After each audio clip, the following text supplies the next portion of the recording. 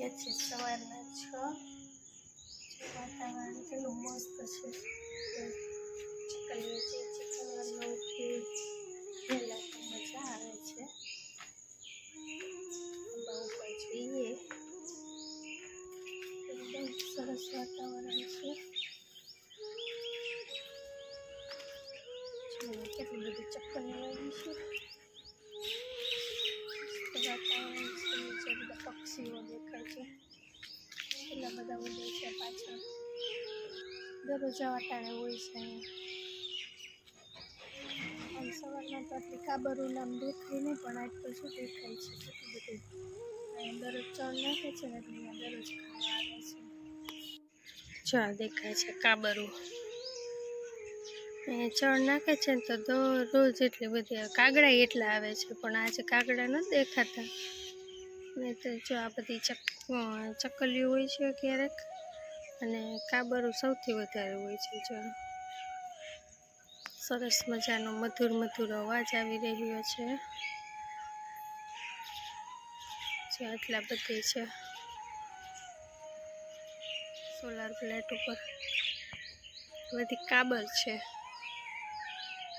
આમ તો આ પક્ષીઓ ઓછા જોવા મળે છે પણ અહીંયા વધારે છે નહીંતર કાબરો હવે બહુ ઓછી જોવા મળે અમારે અહીંયા જે સોલાર પ્લેટ સ્ટ્રક્ચર તો બની ગયું છે પણ હવે જો પ્લેટ મૂકવાની બાકી છે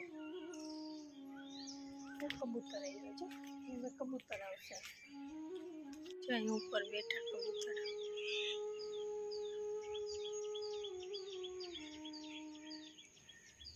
વાંદરા નથી એવા નહીંતર અહીંયા જો અત્યારે એટલા પહોંચી ગયા હોય ધડબડાટી કરતા પણ આજે નથી આજે આ સામે જે નાળિયેરી છે ને એના ઉપર તો એટલા હોય છે કે વાત ના પૂછો પણ આજે નથી આવ્યા ને કે જો આમ ધીરે ધીરે ધીરે ધીરે કરતા અહીંયા અમારા ધાબા સુધી પહોંચી જાય પછી અહીંયા બસ જો આ બનાવ્યું છે ને સોલાર માટેનું અહીંયા કૂદકા મારતા હોય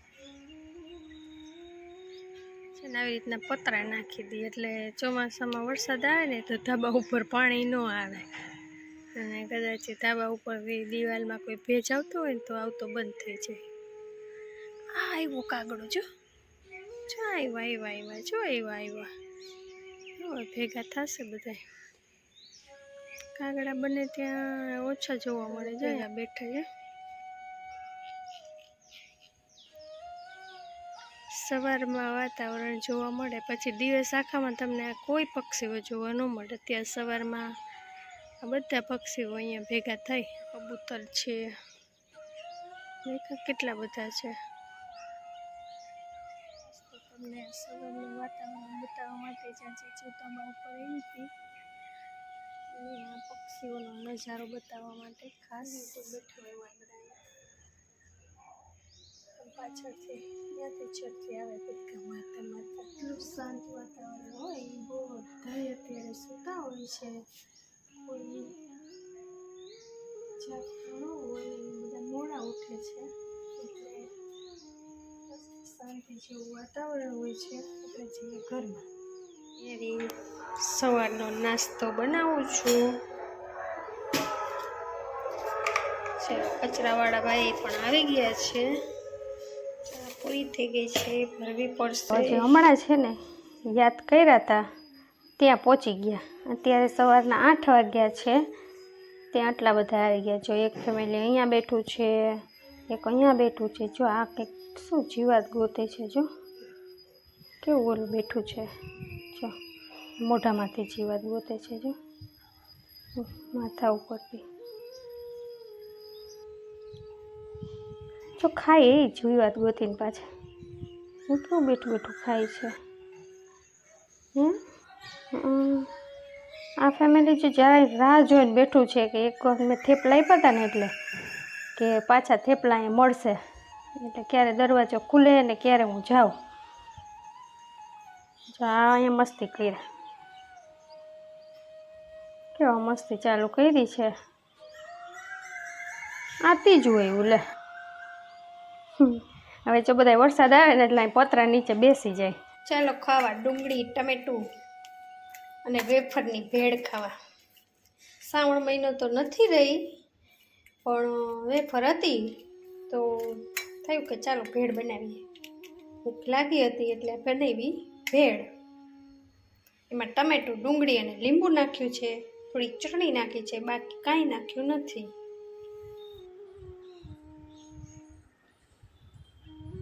કેવો લાગ્યો? જોરદાર, મજા આવી. ચા કંકોડા છે, એને આવી રીતના કટિંગ કરી નાખવાના અને અંદરથી બિયા કાઢી નાખવાના. ઉપરથી છાલ કે એવું કંઈ નથી કાઢવાનું. અને પછી ધોઈ અને આમ કપડામાં સૂકવી નાખવાના છે, એટલે પાણી તેમાંથી બધું ચૂસાઈ જાય. અને પછી આપણે એને ફ્રાય કરવાના છે. એ તમને હવે હું બતાવીશ કે કેવી રીતે કરવાનું છે. આ તેલ ગરમ કરવા મૂક્યું છે. હવે આપણે તેલ આવી જાય એટલે આપણે આ બધા જે કંકોડા છે એને ફ્રાય કરવાના. જેવી રીતે આપણે ભીંડાનું શાક કરીએ ને એવી જ રીતે આને કરવાનું છે. તેલ હવે ગરમ સરસ થઈ ગયું છે. હવે એમાં નાખશું આપણે આ કટિંગ કરેલા કંકોડા ને એને ફ્રાય કરશું.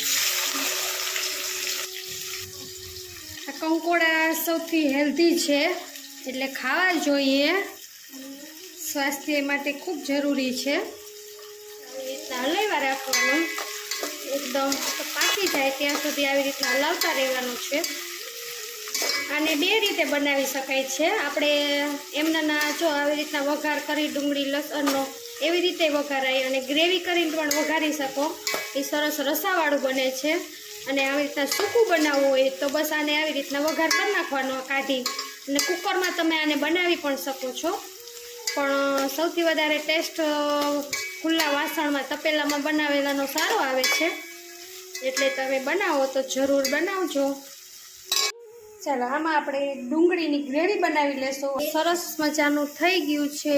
હવે આપણે એમાંથી આ તેલમાંથી કાઢી લેશું આવી રીતના, બરાબર. ગેસ બંધ કરી દઈશું. ફૂલ ગેસ જ આપણે એને ચોળવવાની હતો. હવે આપણે ગેસ બંધ કરી અને એને કાઢી લેશું. આવી રીતે કાઢી લેવાનું છે. આવું થઈ જશે પછી આનો વઘાર કરવાનો છે આપણે. પછી આ જ તેલમાં આપણે પાછી ગ્રેવી વઘારવાની છે, એટલે આમાંથી આ કંકોડા કાઢી લેવાના છે. હું આ ફર્સ્ટ ટાઈમ બનાવું છું. ચાલો આપણા કંકોડા તૈયાર થઈ ગયા છે તળાઈને. હવે આગળની પ્રોસેસ હવે કરશું આપણે. ચાલો આવી રીતે આપણે આને પહેલાં ગ્રેવી બનાવી નાખશું. આમાં આપણે ડુંગળીની બનાવી છે, આ છે ટમેટાની ગ્રેવી, અને સાથે આપણે મસાલો પણ બતાવું તમને. મિક્સ ચવાણું આવે ને એમાંથી મસાલો બનાવીને તૈયાર રાખ્યો છે. મસાલો છે. પછી આપણે વઘાર કરશું. અત્યારે આપણી ગ્રેવી તૈયાર થઈ ગઈ છે, આ ટમેટાની અને આ ડુંગળીની. હવે આપણે વઘાર કરશું. તેલ સરસ આવી ગયું છે. જીરું નાખશું, રાઈ નાખશું, હિંગ નાખશું. જેવી રીતે આપણે વઘાર ગ્રેવીનો કરી છીએ વઘાર તો એવી જ રીતે કરવાનો છે આપણે. પણ પહેલાં ડુંગળીને બરાબર પાકવા દેવાની, એટલે ડુંગળીની સ્મેલ ના આવે.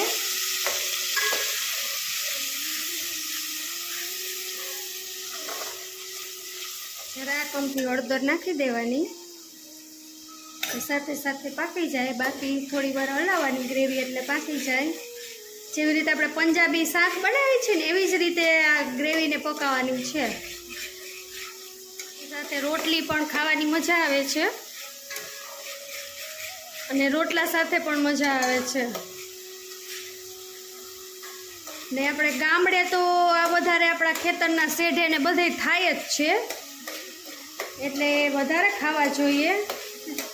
પણ આપણે કહીએ ને મફત હોય એની કિંમત ના હોય, એના જેવું છે. શરીરમાં ખૂબ જ સરસ ફાયદો થાય છે. સરસ રીતે પાકી રહી છે આપણી ગ્રેવી. 10 મિનિટ સુધી પકાવી તો સરસ પાકી જાય છે. ત્યાં સુધીમાં સરસ પાકી ગઈ છે આપણી ગ્રેવી. હવે આપણે એમાં ટમેટાની ગ્રેવી નાખશું. હવે એને બરાબર પકાવવાની છે. સરસ રીતે પાકે છે. ધીરા તાપે પકાવવાની છે. તેલ છૂટું પડવા માંડ્યું છે. હવે જો એમાંથી સરસ રીતે, એટલે હવે આમાં થોડુંક લસણ નાખશું. આપણે થોડુંક જ નાખશું, કેમ કે આપણે જે મસાલો બનાવ્યો છે ને એમાં પણ નાખ્યું છે, એટલે આમાં થોડુંક નાખશું. ધીમા તાપે આવી રીતના પકવવાનું છે, એટલે બળી ન જાય અને નીચે ચોટે પણ નહીં તો નીચે ચોટી જાય છે. લસણને છેલ્લે નાખવાનું છે, એટલે લસણનો ટેસ્ટ આવે, નહીં તો લસણ બળી જાય આપણે પહેલાં નાખીએ તો, એટલે પછી નાખવાનું છે. થોડુંક મીઠું નાખી દેશું, હારે હારે સરસ ચડી જાય. જે મસાલો છે ને એમાં પણ મીઠું છે, એટલે આમાં થોડું નાખશું આપણે. હવે આમાં આપણે ચટણી નાખી દેશું. સરસ પાકી ગયો છે મસાલો, એટલે કલર ના બરે. જેવું તીખું જોતું હોય એ પ્રમાણે નાખવાનું. અને આપણે ખાંડ પણ નાખશું થોડીક, કેમ કે ટમેટાની ગ્રેવી હોય ખટાશવાળી, એટલે ખાંડનો સરસ ટેસ્ટ આવે છે, એટલે થોડીક નાખવાની. ચાલો, સરસ મજાનું કલર આવી ગયો છે. હવે એમાં આપણે કંકોડા નાખી દેશું. સરસ આવ્યો છે ટેસ્ટ. હવે આ જે આપણે તળેલા હતા ને કંકોડા, એને બધા નાખી દેશું અંદર, એટલે ગ્રેવી સાથે સરસ મિક્સ થઈ જાય. મસ્ત થઈ ગયું છે. હજી થોડીક વાર ચડવા દેશું, એટલે એમાં બધો ટેસ્ટ કંકોડામાં પણ આવી જાય. આપણે ગ્રેવી જેવું કરવાનું છે, એટલે થોડુંક હવે પાણી નાખી દેવાનું એમાં, એટલે સરસ ઢીલું થઈ જાય. અને જો તમે ન નાખો તો પણ ચાલે, એવું પણ ખાઈ શકાય, પણ આપણે મસાલો નાખીને કરવું છે, એટલે થોડુંક ઢીલું થાય, એટલે પાણી નાખ્યું છે થોડું, કેમ કે મસાલો નાખશું એટલે બધું એ ચૂસી જશે પાણી, એટલે એને પાણી નાખીને થોડીક વાર ચડવા દઈ. થોડીક વાર ઢાંકી દેશું આપણે. એટલે વરાળે મસાલાને તળ્યા હતા, અને તો એમાં જો જરાક કંઈક કાચું એકાદું રહી ગયું હોય તો સરસ આમાં પાકી જાય છે, અને બધો ગ્રેવીનો ટેસ્ટ એમાં બેસી જાય. એટલા માટે એને થોડીક વાર આવી રીતના વરાળે મૂકી દેવાનું. જોઈ લઈએ કે આપણી ગ્રેવી સાથે શાક કેવું થયું છે. ચાલો ચેક કરી અને આગળની પ્રોસેસ કરશું. હવે જો કેટલું મસ્ત શાક બની રહ્યું છે. હવે ગેસ કરી દેશું બંધ. શાક આપણું તૈયાર થઈ ગયું છે. હવે એમાં મસાલો એક નાખવાનો બાકી છે. ચા મિક્સ ચણાનો મસાલો છે એ થોડોક નાખશું એમાં આપણે, એટલે ગ્રેવી વાળું મસાલેદાર કંકોડાનું શાક આપણું રેડી.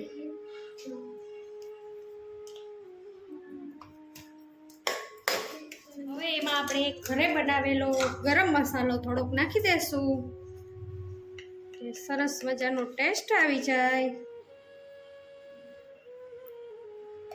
આપણું શાક છે તૈયાર. બતાવું તમને કેવું બન્યું છે. બની ગયું છે કંકોડાનું શાક. હવે રોટલી સાથે સારું લાગે છે, અને બાજરાના રોટલા સાથે પણ સારું લાગે છે. તમને જે સાથે ભાવે એ સાથે તમે ખાઈ શકો છો.